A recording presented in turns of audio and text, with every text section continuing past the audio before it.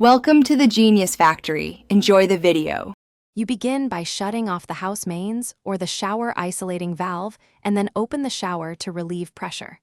Once done, remove the handle screw and pull the handle straight off, then remove the trim and backplate screws. Make sure to note the cartridge orientation and any alignment tabs. This matters for reassembly. You should now see the cartridge face and retaining hardware. Do not waste time. Keep parts organized and take a quick photo so you remember how pieces fit before moving to the next step. You now remove the retaining clip or nut, use snap ring pliers for a circlip or a suitable wrench for the nut, and lift it free.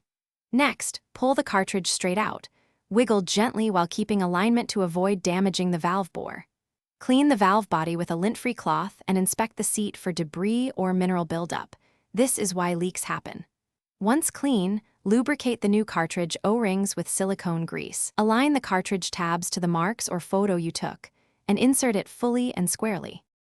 You finish by refitting the retaining clip or nut to secure the cartridge, then reinstall the backplate, trim, and handle in the original order. Once assembled, slowly turn the water back on and test hot and cold, checking for correct temperature and steady pressure. Open and close the control to purge air.